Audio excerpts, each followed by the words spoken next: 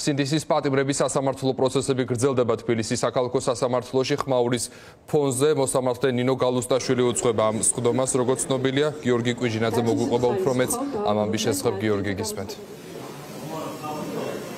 გიორგი, ამ წუთებში ხმაურია რეჟიმის ტყვეების სასამართლო პროცესზე. მოსამართლე ნინო გალუსტაშვილი ადვოკატებს არ აძლევს იმის შესაძლებლობას, რომ კანონი წაიკითხონ, ის კანონი თუ რის საფუძველზე ინიშნებიან საზოგადოებრივი ადვოკატები. სწორედ ამ კანონის წაკითხვას სურთ იმ საზოგადოებრივ ადვოკატებს, რომელიც იძულების წესით დაუნიშნა ბრალდებულებს მოსამართლე გალუსტაშვილმა.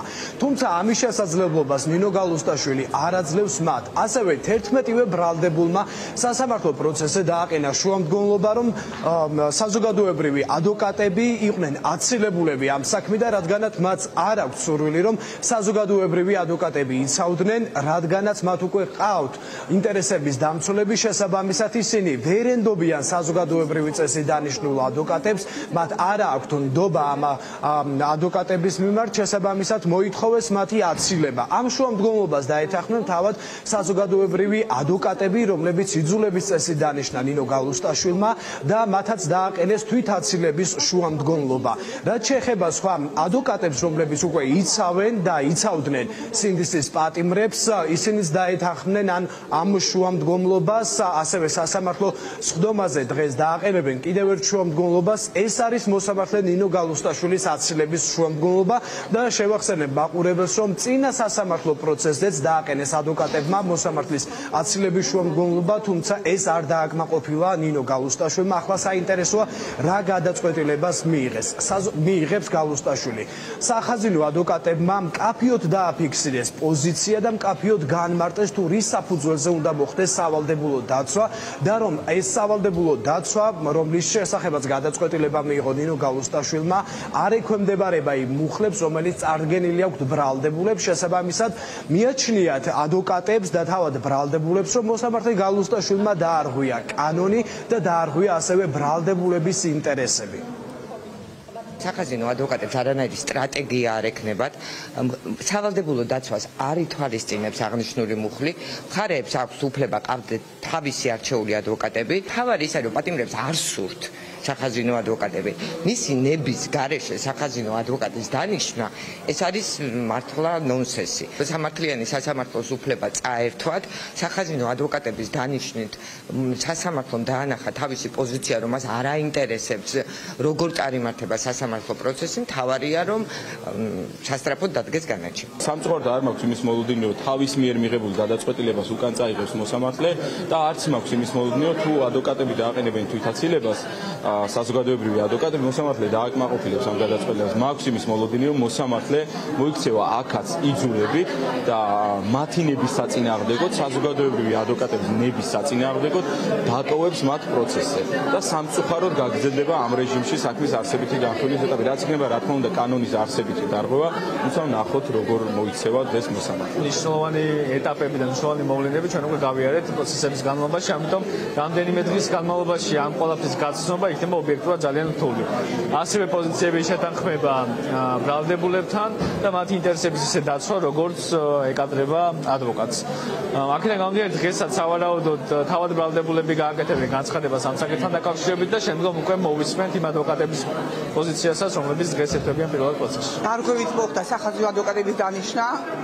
გამომდინარე იქიდან, რომ ჩვენ არასოდეს ახლა თქვენ აკვირდებით პროცესებს, არასოდეს არც ერთ ადვოკატს არ მიგვიტოვებია ჩვენი დაცვის ყოფები.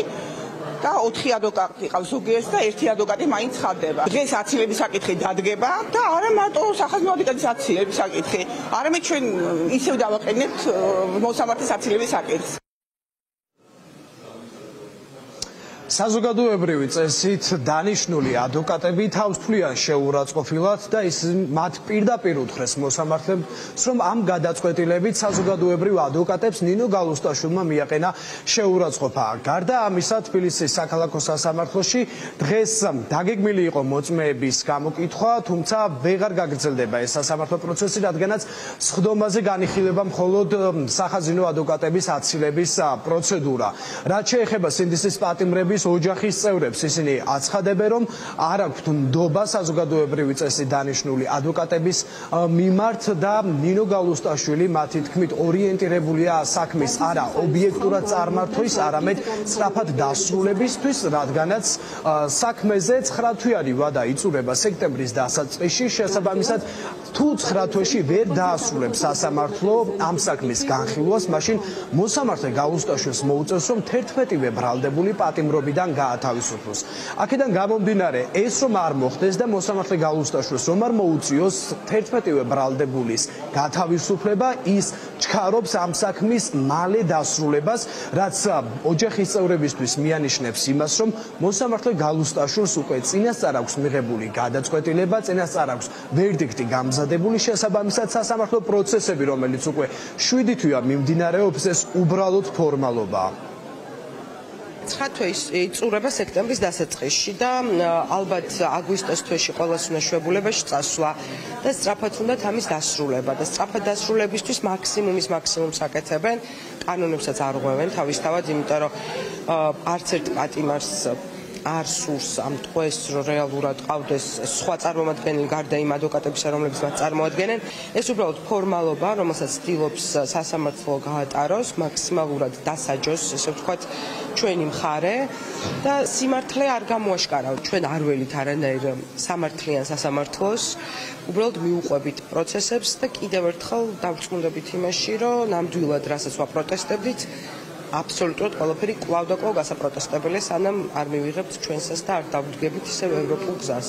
არასწორად და არამართებულად მიმაჩნია ეს გადაწყვეტილების მიღება.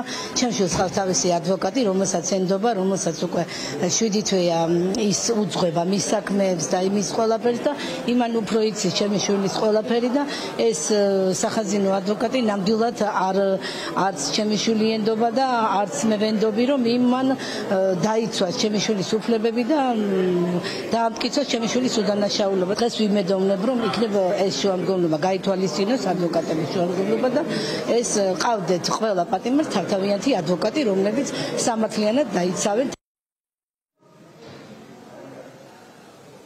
11-ვე ბრალდებული, მათი კერძო ადვოკატები, ოჯახის წევრები და თავად იძულების წესი დანიშნული საზოგადოებრივი ადვოკატები ერთხმად აცხადებენ სასამართლო პროცესზე, რომ საზოგადოებრივი ადვოკატები ამ საქმიდან უნდა იყვნენ აცილებულები. თუმცა ბრალდებულებიც და მათი კერძო ადვოკატებიც არ გამორიცხავენ, რომ როგორი უკანონო გადაწყვეტილებაც მიიღო წინა სასამართლო პროცესზე ნინო გალუსტაშვილმა, როდესაც მათ იძულების წესი დაუნიშნა, საზოგადოებრივი ადვოკატები შესაძლოა არ დააკმაყოფილონ ყოფილოს აცილების შუამდგომლობა, რაც შემდგომში უკვე გახდება კიდევ ერთხელ დააყენონ ბრალდებულის ადვოკატებმა მოსამართლის აცილების შუამდგომლობა, თუმცა სავარაუდოდ ნინო გალუსტაშვილი თავს არ აიცილებს ამ საქმიდან.